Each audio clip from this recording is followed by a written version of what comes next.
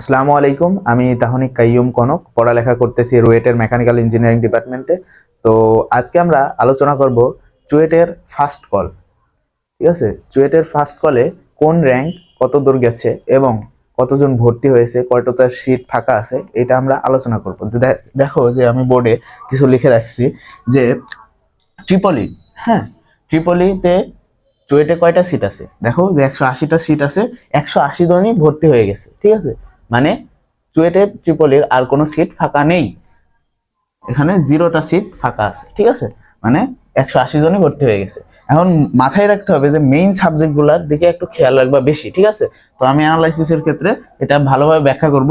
তোমরা দেখো যে 1 নম্বরে ট্রিপলিতে 180টা সিট, 180টা ফিল আপ। এরপরে দেখো সিএসসি তে আমাদের চুয়েটে সিট সংখ্যা একটু কম আছে। কত কম আছে দেখো যে এখানে 180, এখানে কত 130টা সিট। সিএসসি 130টা, কিন্তু ট্রিপলি 180টা সিট, এটা মাথায় রাখবা। দেখো যে সিএসসি তে 130টা সিটের মধ্যে 88 জন ভর্তি হয়ে গেছে। 88 জন অলরেডি ভর্তি হয়ে গেছে। ফাঁকা আছে কয়টা? 42টা ফাঁকা আছে। ঠিক আছে, তারপরে মেকানিক্যালের ক্ষেত্রে দেখো, মেকানিক্যালের ক্ষেত্রে আমাদের চুয়েটের সিট হচ্ছে 180টা। ঠিক আছে, চুয়েটে মেকানিক্যালের সিট 180টা, এটা মাথায় রাখবা। চুয়েট আর ট্রিপলি এই দুইটা কিন্তু 180টা সিট, কিন্তু সিএসসি আর সিভিল কিন্তু 130টা করে সিট। সো দেখো যে 180টার মধ্যে 22 জন ভর্তি হয়েছে। এখনো কয়টা সিট ফাঁকা আছে? এখনো 158টা সিট ফাঁকা আছে মেকানিক্যালে।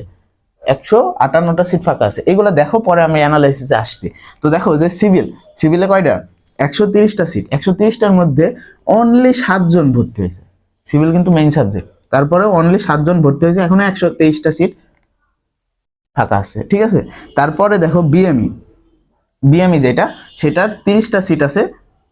30টার মধ্যে একজন অনলি ভর্তি হয়েছে, এখনো 29টা সিট ফাঁকা। ঠিক আছে, অন্য সাবজেক্ট গুলোর তুলনায় বিএমই মানে একটু ডিমান্ডেবল, তো মানে বায়োমেডিক্যাল ইঞ্জিনিয়ারিং একটু রিসার্চের বিষয় আছে। সো এটাকে একজন ভর্তি হয়েছে, দেখো মানে এখনো 29টা সিট ফাঁকা। কিন্তু বাকিগুলা যেমন ইটিতে 60টা সিট, একজনও ভর্তি হয়নি। তারপরে এমএমইতে 30টা সিট, একজনও ভর্তি হয়নি। ঠিক আছে, সবই ফাঁকা আছে। তারপরে এমটিইতে 30টা সিট, সবই ফাঁকা আছে, এখন পর্যন্ত কেউ ভর্তি হয়নি। পিএমইতেও 30টা সিট, কেউ ভর্তি হয়নি।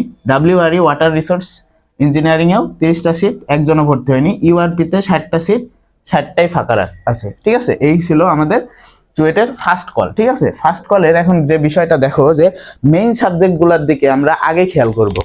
ঠিক আছে, মেইন সাবজেক্ট গুলার দিকে আমরা আগে খেয়াল করব। তো দেখো যে মেইন সাবজেক্ট গুলার মধ্যে সিএসসি, মেকানিক্যাল এবং সিভিল।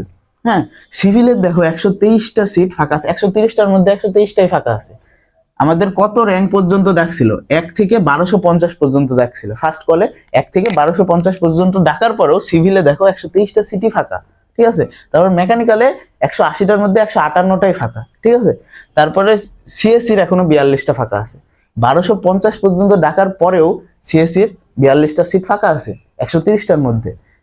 এই ছিল, মানে এইগুলা দেখে তোমরা কি অনুমান করছো? মানে বুঝতে পারছো না যে এবার র্যাঙ্ক কত দূর যাইতে পারে? এটা ভাবা উচিত। কেননা দেখো যে মেইন সাবজেক্ট গুলারই এখনো অধিকাংশ সিট ফাঁকা আছে, শুধু ট্রিপলি বাদে বাদ বাকি সবগুলারই অধিকাংশ সিট ফাঁকা আছে। তো এটা গেল, আর বাদ বাকি তো এগুলা কেউ এখনো ভর্তি হওয়াই শুরু করেনি। ঠিক আছে, তার মানে আমি যে বলছিলাম র্যাঙ্ক অ্যানালাইসিসের যে ভিডিওতে, ওইটাই বলছিলাম না যে এমনই কিছু হবে। তো দেখো যে এই যে সিএসসিটা এখনো 42টা সিট, তার মানে এটা আরো 200 র্যাঙ্ক বেশি যাবে, এটা তো বোঝাই যাচ্ছে। তারপরে মেকানিক্যালের দেখা 158টা সিট। মেকানিক্যাল আর সিভিল দেখছো কত? এটা মোটামুটি 2000 যাবে। ঠিক আছে, 2000, 2100, 2200 পর্যন্ত যাইতে পারে এই দুইটা। তারপরে অন্যগুলা অ্যানালাইসিস করলে বুঝবা যে এটা 3000-এর উপরে অবশ্যই যাওয়ার একটা সম্ভাবনা আছে ফার্স্ট কল অনুযায়ী। হ্যাঁ, এখন হইতে পারে যে সেকেন্ড কলে অনেকেই একসাথে ভর্তি হচ্ছে, তো এইভাবে করে বলা যায় না।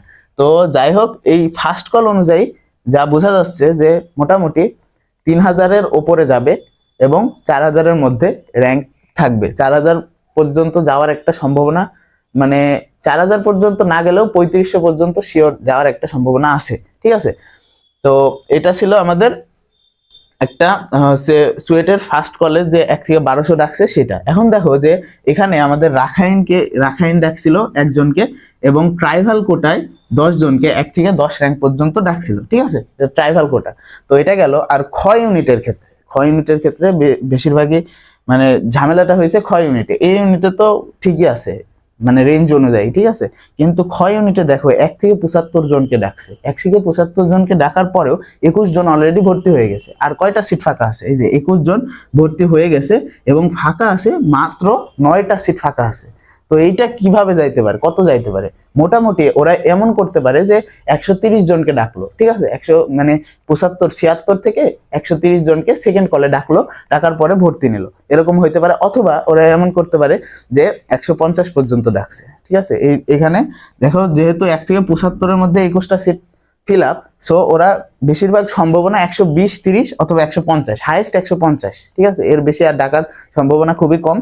150-এর মধ্যেই চুয়েটের মানে চুয়েটের যে আর্কিটেকচার এটা সিট ফিল আপ হয়ে যাবে, 150ও যাবে না হয়তো। তো যেটা মানে হাইয়েস্ট যেটা সম্ভাবনা সেটা হচ্ছে 150 ধরে রাখতে পারো। তো আরেকটা দেখো যে আমাদের চুয়েটে টোটাল সিট কত? টোটাল সিট হচ্ছে 920টা, ঠিক আছে, টোটাল সিট 920টা। এর মধ্যে আর্কিটেকচার কয়টা আছে? আর্কিটেকচার আছে 30টা। আর্কিটেকচারের 30টা বাদ দিলে আমাদের ক ইউনিটে, শুধু ক ইউনিটে কয়টা সিট? 890টা। 890টার মধ্যে ফার্স্ট কলে কয়জন ভর্তি হয়েছে? 298 জন ভর্তি হয়েছে। এখনো কয়টা সিট ফাঁকা আছে? এখনো 592টা সিট ফাঁকা আছে, ঠিক আছে।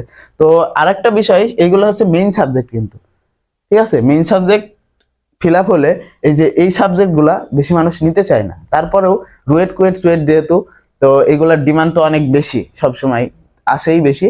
তো তারপরেও অ্যানালাইসিস করলে বোঝা যায় যে ওই যে আমি র্যাঙ্কের অ্যানালাইসিসের যে ভিডিওটা দিলাম ওইটার সাথে অনেকটাই মিলে যাবে, ঠিক আছে। যা ফার্স্ট কলের পরে যেটা বুঝছি সেটা হওয়ার সম্ভাবনা অনেক বেশি। তো এই ছিল আমাদের চুয়েটের ফার্স্ট কলের যে অ্যানালাইসিস বা ডিসকাশনের যে ভিডিও সেটা। তো কোনো ধরনের কোশ্চেন থাকলে কমেন্টে অবশ্যই জানাবা। আমি অবশ্যই তোমাদের দেখছো এর আগের ভিডিওগুলোতে আমি মানে কমেন্ট করার পর পরই রিপ্লাই দেওয়ার চেষ্টা করি, কেননা তোমরা তো বিপদে পড়েই কমেন্টটা করো। তো এই জন্য আমি তাড়াতাড়ি রিপ্লাই দিই যাতে হচ্ছে তুমি ওই অবস্থা থেকে কোপ আপ করতে পারো।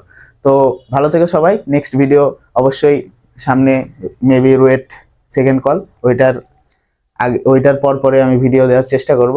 আর যে কোনো কিছু জানার ইচ্ছা থাকলে আমাকে অবশ্যই জানাবা। তো বাই এভরিওয়ান।